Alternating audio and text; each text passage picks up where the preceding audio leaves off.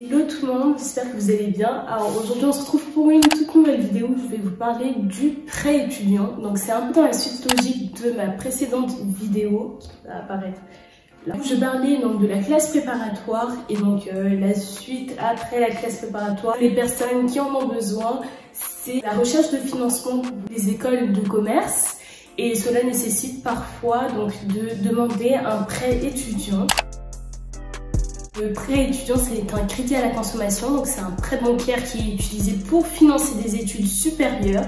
Donc il y a des taux très faibles, donc un peu moins de 1%, souvent ça tourne autour de 0,8%. Et il peut y avoir des partenariats entre les banques et les écoles qui vous permettent d'avoir des taux plutôt raisonnables. Il y a quelques conditions en fait pour obtenir ce prêt étudiant. D'abord, vous êtes obligé d'être majeur. Pour ces prêts-là, vous êtes obligé aussi d'avoir moins de 30 ans et ça va dépendre en fait des banques avec lesquelles vous souscrivez ce prêt étudiant. Mais pour certaines, vous devez avoir moins de 28 ans, voire moins de 25 ans. Donc ça dépend vraiment. Ensuite, vous devez être français. Vous devez être inscrit dans un établissement d'études supérieures en France et qui prépare un diplôme français. Et enfin, vous devez avoir aussi des garants solvables, à mesure où si au moment où vous remboursez votre prêt, vous n'êtes plus dans la capacité de le faire, ces garants doivent pouvoir vous aider à rembourser ce prêt. Après ça, les conditions elles peuvent varier d'une banque à une autre. Il peut y avoir plus ou moins des choses qui différencient, donc comme je disais tout à l'heure, en fonction de l'âge ou même en fonction de qui se porte garant pour vous. Et ça, c'est vraiment à vous de vous renseigner sur le site des banques ou auprès des banques directement. Le montant que vous pourrez emprunter, le montant maximum va varier en fonction des banques. Pour certaines, ça peut aller jusqu'à 50 000 €. Mais ça, c'est à vous, encore une fois, de vous renseigner sur le site ou sur place. En tout cas, je vous conseille d'emprunter un montant qui pourra couvrir vos frais de scolarité, mais aussi une partie des frais annexes qui pourront être obligatoires dans le sens où il se peut que vous étudiez dans une autre ville. Donc cela doit couvrir par exemple vos dépenses de loyer ou même de courses. Enfin, tous les frais qui peuvent entourer cette scolarité-là qui ne comptent pas dans les frais de scolarité pure et dure. Ensuite, au moment où on vous verse le prêt, vous pouvez choisir soit qu'on vous verse tout d'un coup ou sinon qu'on vous verse de façon progressive. Par exemple, on va débloquer une certaine somme pour la première année, une certaine somme pour la seconde année et une dernière somme pour la troisième année. C'est à vous de voir. Pour le remboursement du prêt étudiant, donc pendant toute la durée de votre scolarité, vous allez devoir rembourser des intérêts. Donc tous les mois, il y a une petite somme qui vous sera prélevée. Mais en fait, à la fin de votre scolarité, admettons que votre scolarité va durer 3 ans, à la fin de ces 3 ans, vous allez rembourser le vrai prêt, donc les vraies mensualités, les vraies échéances, qui peuvent être plus ou moins élevées en fonction de la durée de votre prêt. Et donc c'est là que vous êtes dans un sens obligé de trouver un travail pour pouvoir vous permettre de rembourser assez sereinement ces mensualités qui vont être beaucoup plus grosses que celles que vous avez. Et donc là, c'est à vous de voir pour quelle stratégie vous optez. Soit vous avez suffisamment d'argent pour rembourser ce prêt et vous remboursez tout par anticipation. Donc comme ça vous êtes tranquille et que finalement pour par exemple les 3 ans que vous deviez rembourser, vous avez déjà tout remboursé d'un coup. Donc ça, si vous avez suffisamment d'argent, ça peut être top et ensuite on a l'esprit libre et plus de dettes. Soit vous décidez de rembourser donc de manière normalement, donc vous avez pris votre prêt sur 3 ans, vous allez le rembourser sur 3 ans. Ou soit il se peut que pour une raison ou pour une autre, vous pouvez décider d'étaler le prêt. Donc on peut étaler le prêt jusqu'à 10 ans. Encore une fois, renseignez-vous auprès de la banque chez qui vous souscrivez le prêt. Mais vous pouvez décider finalement de diminuer vos mensualités pour pouvoir les étaler sur du plus long terme. Mais du coup, ça étale la dette. Et moi personnellement, j'ai choisi de faire donc la deuxième option. Au départ, je me tâtais à faire la première option parce que j'avais suffisamment économisé et je voulais rembourser limite toutes mes économies. Mais je me dis que c'est toujours mieux d'avoir une épargne. S'il y a quelque chose qui va pas bien, j'aurai toujours de l'argent de côté. Et donc vu que mon salaire actuel me permet en fait de rembourser mon prêt, donc je préfère rembourser mon prêt, épargner et si jamais il y a un imprévu, j'aurai toujours de l'argent de côté. Et pour moi c'est la meilleure option parce qu'après étaler trop dans le temps, c'est chiant de se traîner des dettes jusqu'à dans 10 ans, enfin je sais pas, dans 10 ans moi j'aurais envie d'avoir remboursé mes dettes et tout rembourser d'un coup, c'est le risque de ne pas avoir d'épargne de sécurité à côté. Donc après, c'est à vous de voir vraiment en fonction de votre situation quelle option vous convient le mieux. Pour les personnes qui n'arriveraient pas à trouver un prêt parce qu'elles n'ont pas forcément de garant solvable ou de garant tout court, il existe les prêts qui sont garantis par l'État. Donc il y a certaines conditions, notamment être majeur, avoir moins de 28 ans.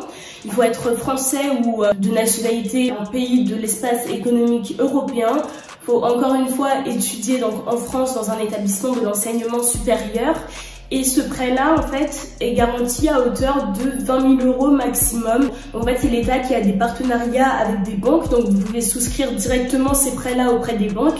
Et les taux d'intérêt vont donc varier en fonction de la banque chez laquelle vous souscrivez. Donc, d'un côté, ça peut être vraiment bénéfique ce prêt-là, mais malheureusement, je sais que pour certains frais de scolarité, 20 000 € c'est pas suffisant. Quand pour une année, ça peut facilement monter à 10 000, 15 000 € pour payer toute une scolarité entièrement, ça sera pas suffisant malheureusement, mais c'est toujours une option pour des parcours scolaires qui nécessitent 20 000 € ou moins. Enfin, pour des personnes qui auraient vraiment besoin, je pense, de plus d'argent, qui n'auraient pas la possibilité d'avoir un garant et de souscrire à un prêt parce que ils font face à des refus des banques. Il existe des associations et ça je l'ai su malheureusement trop tard, notamment donc article 1, peut-être que vous en aurez d'autres et si c'est possible mettez-les en barre de commentaires, mais il y a article 1 qui met en place des dispositifs de mentorat pour justement aider les personnes un peu plus défavorisées, boursières, etc. à poursuivre leurs études, celles qui sont notamment sélectives et payantes, et garantissent en fait leurs prêts auprès des banques. L'association rappelle qu'un élève sur 3 est obligé de renoncer à ses études parce qu'il n'en a pas les moyens. Et bien qu'on essaye de crier sur tous les toits que la méritocratie existe et que quand on veut, on peut, il y a toujours un moment où le fait de ne pas avoir des ressources suffisantes ou le fait que nos parents n'aient pas suffisamment de ressources pour nous aider à poursuivre des études dans le supérieur va être un problème, va être un obstacle. Et pour certains sont obligés d'abandonner les études à cause de ça. Et du coup, en fait, ça amène à cet éternel débat de est-ce que c'est vraiment nécessaire de poursuivre des études qui sont payantes quand il existe l'université gratuite et que l'école de la République est gratuite. Alors là, c'est vraiment à vous de voir en fonction de qu'est-ce que vous voulez faire, quels sont vos projets dans la vie, parce qu'il y aura toujours des alternatives. Donc certes, il y a des études qui sont payantes, mais il y a des alternatives qui existent à l'université et qui sont gratuites. Pour ma part, j'ai jamais fait d'université, donc je ne saurais pas vous dire est-ce que ça vaut le coup ou non. Tout ce que je sais, c'est que j'ai fait une école de commerce, que ça coûtait énormément d'argent, mais je pense que j'ai eu certaines opportunités que je n'aurais peut-être pas eu en ayant fait une université. Mais en fait, il existe toujours un moyen un peu de détourner le chemin sans devoir payer plus de 15 000 € l'année.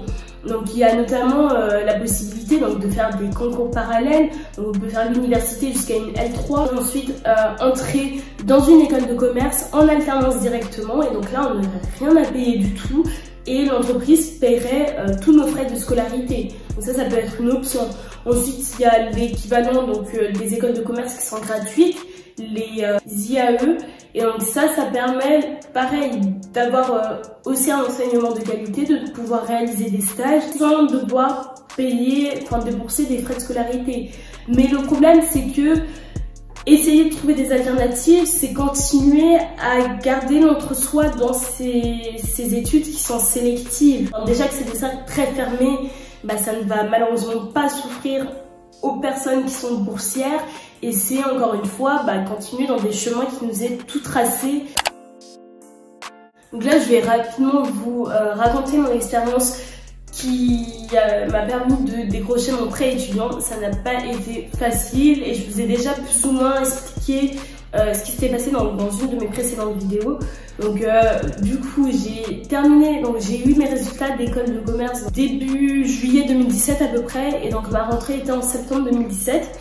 Donc là je me rends dans ma banque, donc celle que j'avais de tous les jours pour demander un prêt étudiant. Et donc là, premier refus parce que mes parents n'étaient pas solvables et ne pouvaient pas supporter garant. Donc finalement, j'ai réussi à trouver donc un garant. Je suis allée donc dans une autre banque. Et donc cette banque-là a donc accepté mon prêt. Donc on a signé tous les papiers. Elle m'a donné ma carte avec le montant du prêt. Et peut-être, donc là on était vraiment à la fin de l'été, peut-être 2 semaines avant ma rentrée. Et en fait la veille du jour où je devais récupérer ma carte, la banque m'appelle et me dit que finalement ça sera pas possible.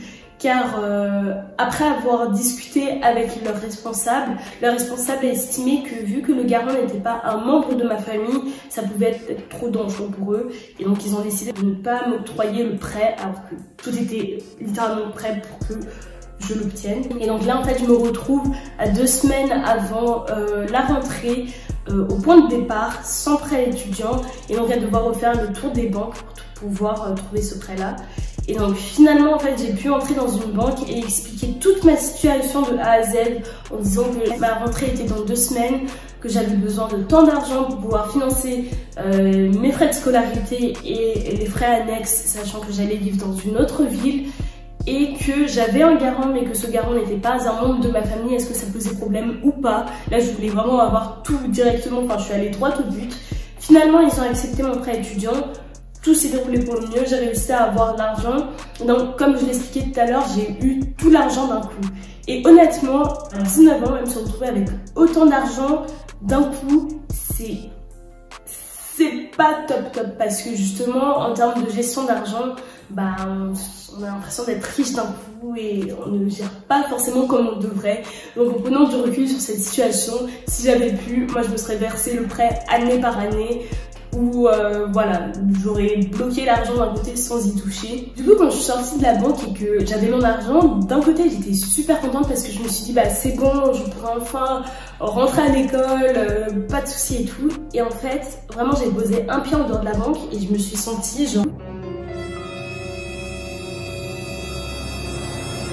menottée. Et j'étais en mode bah là, je me retrouve, j'ai 19 ans, je suis endettée d'une très grosse somme d'argent et ça me force littéralement à trouver un job à l'issue de mes 3 ans d'études. Et si je trouve pas, bah, je suis littéralement dans la merde. Et donc, j'étais, voilà, c'était très ambivalent. Et donc ça m'a poussée justement à être très assidue entre guillemets dans tout ce qui est recherche de stage et aussi de CDI. J'ai pas envie que ce soit mon garant qui se retrouve à devoir payer mes mensualités alors que c'est à moi, enfin c'était à moi de faire le taf. Donc du coup je me sentais un peu redevable envers mon garant et donc bah, j'étais obligée du coup à l'issue de mes études de trouver directement un travail. Du coup j'ai dû payer tous mes intérêts donc pendant mes 3 ans d'études.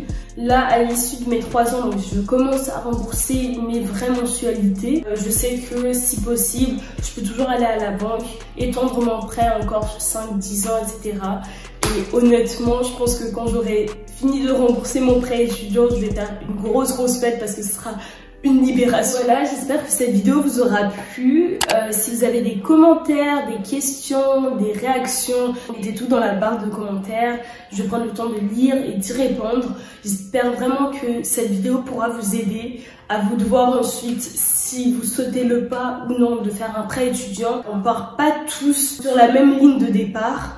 Malheureusement, donc il y a certains pour qui leurs parents pourront payer leurs études, il y a certains pour qui leurs parents ont mis de côté durant toute leur enfance et que ça leur soulage ensuite une fois entrés dans la vie adulte, et on a pour d'autres, on se retrouve un peu livrés à nous-mêmes et donc c'est à nous de tout financer. Si vous êtes par exemple lycéen et que vous savez que pour plus tard vous voulez faire telle ou telle étude qui nécessite une très grosse somme d'argent, économisez dès maintenant ou demandez à vos parents de le faire. Enfin vraiment essayez d'être prévoyant et épargnez tous vos jobs d'été, mettez toujours de côté. Et j'ai des vidéos littéralement pour ça, pour vous dire en fait comment gérer votre argent et épargner. Je pense que ça vous servira toujours, même si vous avez l'impression que c'est rien, ça vous servira toujours.